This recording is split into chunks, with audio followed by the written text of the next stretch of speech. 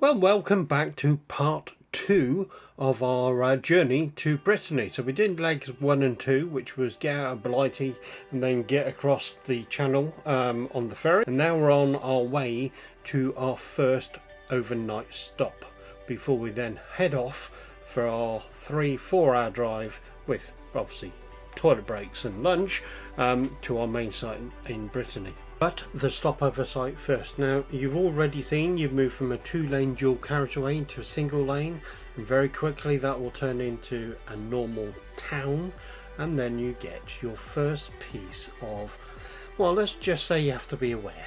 First up, zebra crossing on a roundabout, and then this. I mean, did it even look?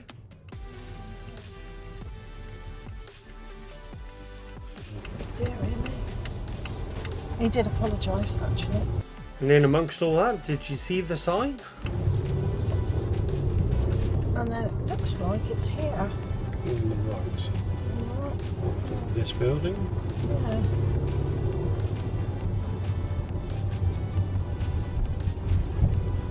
Is this it? Stop. Slow down. That's it. Yeah. Please.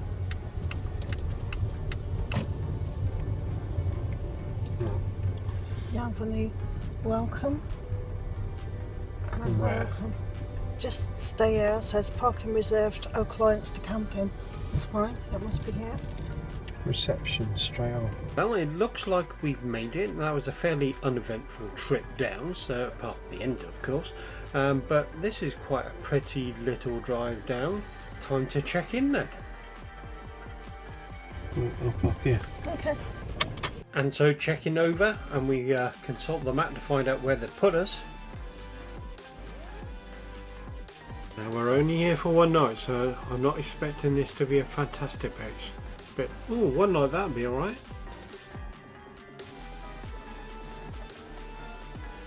And here we are, it's just round here. So there, oh, that's quite a small pitch. Well, it looks like it might be big enough to get us and our entire unit on it just for one night, but it does give me a chance to have a play with the automatic movers on this in the real world.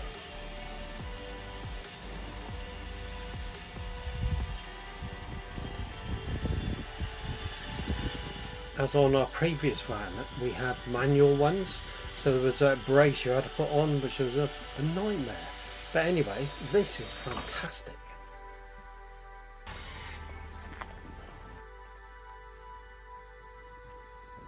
Well, you must know me by now, my one button van. This one's actually got 2 buttons to switch the automatic bit on, but the manoeuvrability of it is really quite stunning.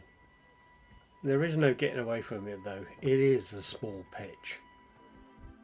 But on the plus side, that is where the pool is over there. That's where you can get your air when the bar's open. There's the toilets. Hello Fiona, how are you?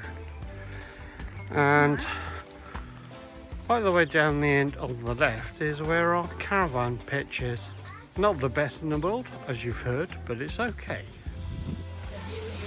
So what do you think then? That's our first 12 hours, isn't it? That's fine. Tiring. Well, the trip was. Feeling pretty tired. Yeah. Yeah. No tolls. Can't do No. anything on the motorway, mostly dual carriageway. The site itself looks promising, but actually it's pretty 3-star. Yeah. And they put us on in the end in the corner. If you were here for more than one night, I think I'd complain about the picture on. It's really small on a corner. Yeah. It's definitely not big enough for our caravan. Yeah. And a car and an awning. No chance. No, you wouldn't be able to with all that lot. Ugh. And it's the trees are quite tall all around it, which means they can't get any satellite reception. No. But I'm not worried about one night. The internet's very good, so we can stream whatever you like. Right? Yeah. This side doesn't actually have a restaurant though, does it? No, you can get drinks, coffees, ice creams, but nothing else at all. Yeah. So we're going to see. He says it's only 5 minutes into town. We'll see. Pool bit looks alright, but I can imagine this in the height of summer would be horrendous. Oh, the toilets, by the way, the blokes ones are urinals. Yeah. Just over I there. didn't even see any blokes' toilets. All the ones I saw and all the showers were unisex. There we go. Well, that's fine. That's why they would be, isn't it? Yeah. But they got doors on, so it looks Yeah, alright. there's no point in people make a fuss about it in the UK, but they don't make a fuss about it here. Cool. This is got its own like mini farm, and then you got the campsite in the background. I know. We're going for food. Do you happen to know where it is? No, you're in grass, aren't you? You don't care. So I know what you're thinking. Does that say halitosis? Still, on first glance, it probably does. Probably not the place you want to come, but it's all right. Yeah, as it said, look, 3-star. It's only classed as 3-star. Look. Yeah, and that's accurate. Oh, it's right, yeah. The bartender was right. It was only 5 minutes and we got our first taste of French food. Guess what was behind the sliding doors? Well, there we go. Disappointing though, because it says it shuts at 7:30. And so what time is it now? Because we've been out for a meal, came back hoping the bar would still be open, but it's closed. Well, bear that in mind, not quite customer service, is it? It was probably for the best anyway. And anyway, we're ready for a quick getaway. So all we got to do is meander back out of this side and in a fairly good position. I do wish they'd turn the beeps off or give you the option to turn the beeps off from the EMP levelling. But either way, this is not that early in the morning. So we managed to miss the back end of that nice British motorhome and we hit the road again. Now the map says it's going to be 3 hours-ish, but that is non-stop, and we will be stopping and for lunch as well.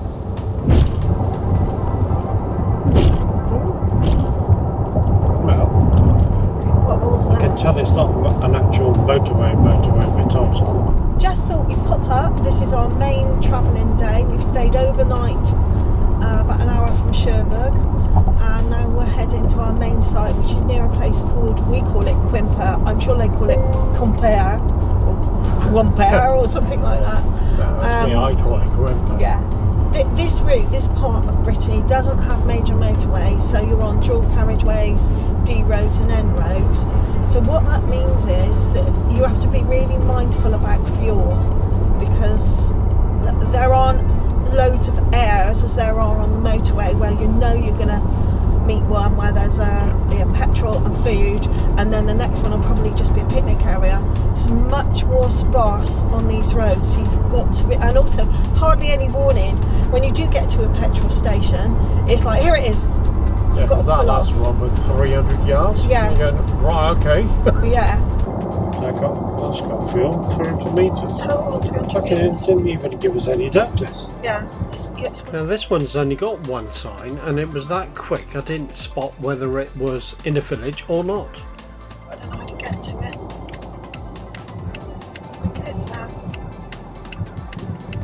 It's just drive straight in, good. So now you see the benefits of that rear view camera. So there's nothing behind us, and on the way out it makes it a whole lot easier for pulling back in again.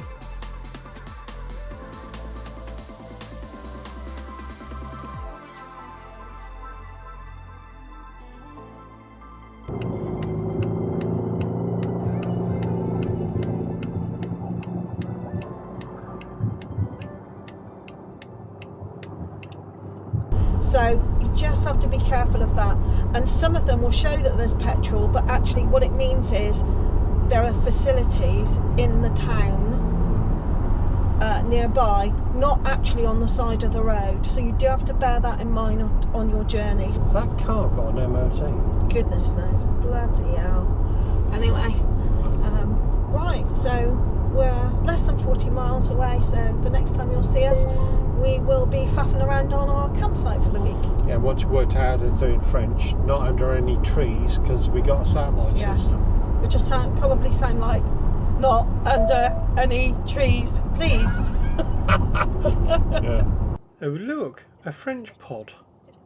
Well, there we have it, as we suspected. That's our 4 and a bit hours done, but you'll notice the road very quickly changes from motorway into towns and villages, but then you meet these humps, and you do need to be careful. Some of these are really steep.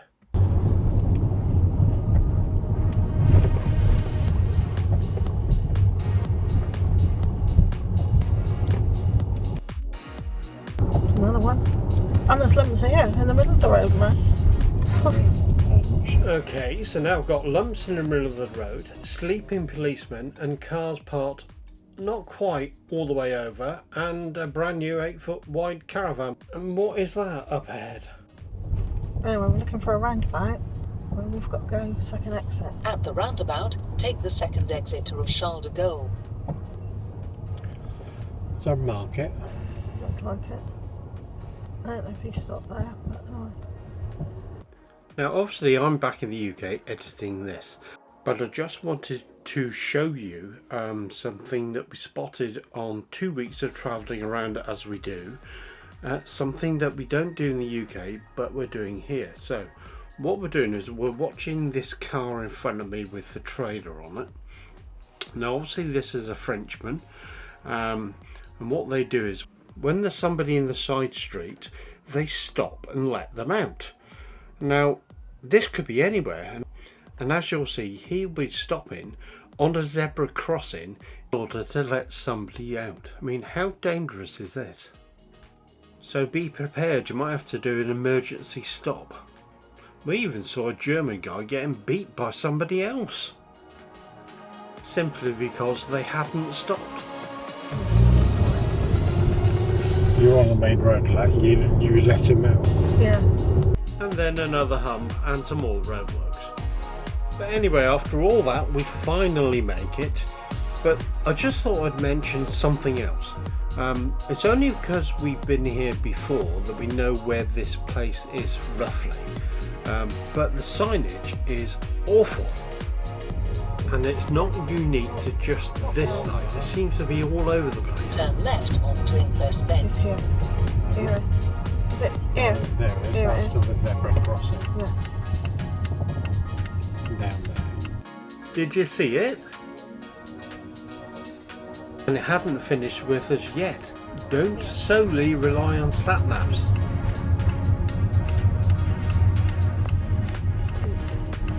Watch out for the little yellow sign. And so the sat-nav recalculated for the next road.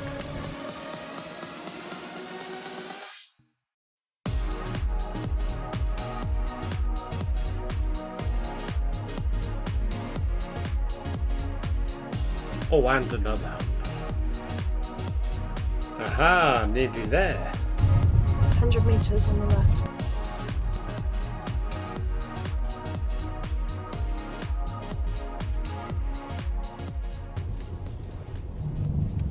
Right here is only where's reception even open? That creaking, by the way, is my hitch and the tow ball, entirely normal, as those pads are wearing in.